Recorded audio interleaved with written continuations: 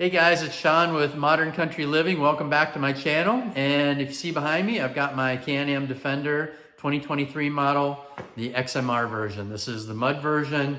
And if you watch my other videos, you know I purchased it because I wanted as much ground clearance as possible, not because I'm a mudding guy, not going into, swamps this deep or anything. But at any rate, I've already started to outfit this unit, which I purchased a few weeks ago. I got the windshield on the front, so you can check out my video where I show the installation of that windshield. It's the glass flip out with the roof from Can-Am as well, and also the side mirrors, which I've been using them like crazy. They're very, very handy. So I got all those from where I purchased this unit, Leisure Time here in Corey, Pennsylvania, and I was talking to them about a rear window because I knew from some of the online stuff that I've read, it said, hey, once you put a front windshield on, you're gonna have, the dust and stuff start to come back in towards the cab area. And I am encountering that. So I got SuperATV, you can see it right there. It's the hard-coated, lightly tinted model. I did not go with the printed flag and eagle or any of that stuff. I just wanted something simple. And again, this is the XMR version, so I have the snorkel set up on mine, and I'm going to have to address that as I do the installation. So let's walk through this and I'll explain what I'm going to do and then show you some of the steps and the final product. So let's get cracking. All right. The window comes with a protective coating on it. You got to peel that off, and then you got to put the rubber gasket on. It is directional, so it explains in the instructions, that the seal side needs to go towards the actual frame of the machine. It'll create the seal. We got some brackets, looks like 2 small ones, 5 large ones. So that's going to be what's going to happen with the installation side of this. Again, you can kind of see this is the protective coating, plastic that's going to get peeled off. Protects it from scuffs and shipping and handling and all that. So on the unit, we're gonna have to remove these. So it says to drill these out. I think there are 4 or 5 of those. We're gonna loosen these clamps on all 4 and pop this assembly off. And then we're gonna slide the window in to the frame area. So it's gonna go up here, and it's also gonna come around here. And then we're going to fasten it all in with the appropriate fasteners and with those little clamps that it showed, so the 7 clamps. So in a nutshell, that's the process. You can also check out the SuperATV website. I think they have some explanation there, and then may actually have a video as well that you can watch. But, as an amateur, here I am. I'm going to drill those things out there. I'm going to loosen those hose clamps, pop the unit off, set the glass in, fasten it to the cage with the clamps, and then put this all back on. So yeah, that's really kind of a straightforward process. Let's see if we can make it happen. 5/16 driver, undo the hose clamps at the bottom, and pull it up and off. May have to wiggle it a little bit, but as you can see, it's just smooth plastic. There's a little bit of a lip at the top of these, but this should pop right off, and these hoses just went up in it, so it should be fairly straightforward. And now we're going to take an 1/8 inch drill bit and drill these areas. So 1, 2, 3, 4, 5 of them, and remove that so that we can flex these away from the cab. All right. So I used a little bit bigger drill bit to get these heads off of these, and it was kind of a pain, but you just got to work at it a little bit. It's gonna, frustrate you a little bit for a couple minutes, but you'll get it.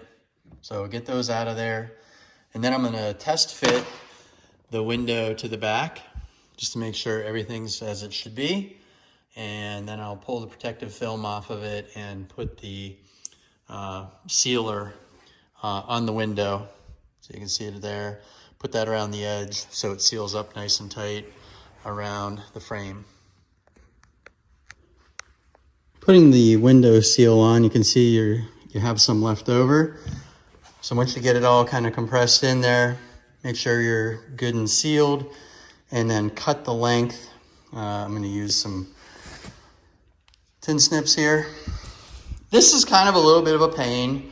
You do have to muscle it on there. You want to make sure that you can see the profile, that it's going all the way up into this section and grabbing a hold of it.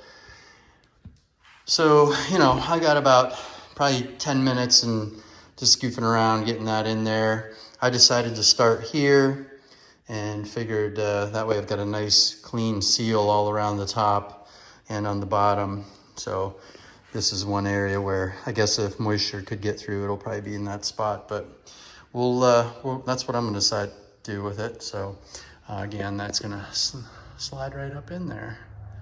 So I got the brackets, and the instructions actually are very clear and detailed, tell you what to do. So the large brackets, I think, go on the bottom, the small ones go on the top. I think something like that. We'll get that figured out. And then we got self-tapping screws with spacers. Yeah, and again, all the hardware came and it looked good. Okay, so I've kind of got it loosely fit in the back. It would be very helpful if you had a second set of hands with you, working on the outside or the inside with you, just being able to line things up. But for me, it looks like everything's going together all right. Just, you gotta have some long arms working on the inside and outside. I'm probably gonna shift it up a little bit, make sure I'm centered, and then I'll start to tighten these brackets down. And then we'll work on replacing the snorkel kit. These spacers are gonna ride behind here to make sure that this isn't touching. So yeah, I think it looks good, but I'm just gonna make sure I'm centered within the space and where I want it to be and tighten it up, and then I'll work on the snorkels.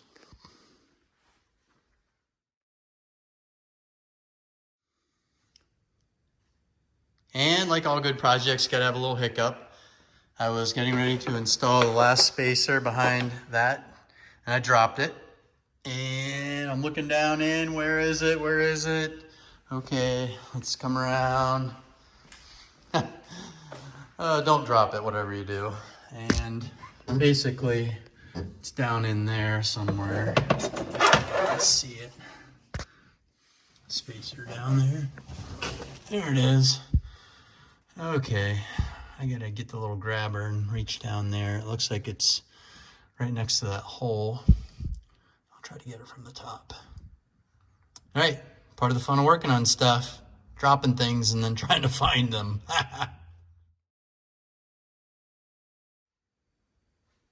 We got it on. So something that I observed, don't tighten these screws, the 5 ones up that are holding the lower pipes on. Get them in there, but keep them backed off so you have some flex. So when you go to put these on with the boots, you can get behind there and actually manipulate it, because it's pretty tight up against the seal, the window seal. So just leave yourself some room here so that you can wiggle these out, get these installed. You're gonna have to turn, at least on mine, where the hose clamps are, because they were behind, more, so they were gonna hit the window. So I brought them out to the front, or the sides at least.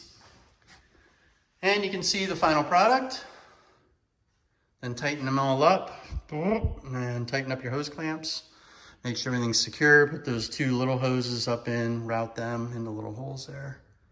Okay guys, there it is. You got the rear window installed, and I showed you some of the tricks and some of the things that I had a little bit of a difficulty with that aren't necessarily, they're not in the instructions. It's just you're gonna have to muscle through it a little bit, but didn't take too long. Look, about 40 minutes. That's with me video and everything and dropping the one spacer, which that happens. But right now, looks good. I'm happy with the way everything fits. Don't see any issues. We'll see what time tells me about it, but right now I'm pretty happy. So I've got the front windshield, the rear, I've got the side mirrors, and I've got the roof. If you guys have any more recommendations on things I should look at purchasing, adding on to the unit, please let me know. I'm not really into lifting it or putting bigger tires. I'm pretty happy with that. But if there are any accessories that you think I just have to have, I've been looking at some different, potential lighting in the rear to be able to, if I'm at night, shine a rear light on, whatever I'm doing back there. And then the same for the front, just looking at some options. Do I go with a light bar up there? Do I do something down below? I will say the headlights on this they're pointed pretty high. You don't have a good direct view in front of you, at least in my view, because I'm getting older. It'd be nice to have more light at night directly in front of the vehicle. So I'm thinking about some different lighting for it. If you have some recommendations, I could always go with a Can-Am route, but if you had something cool I haven't considered, please let me know. Put a comment down below. I'd really appreciate it. Thanks for watching. Hopefully you have a great day. Take care.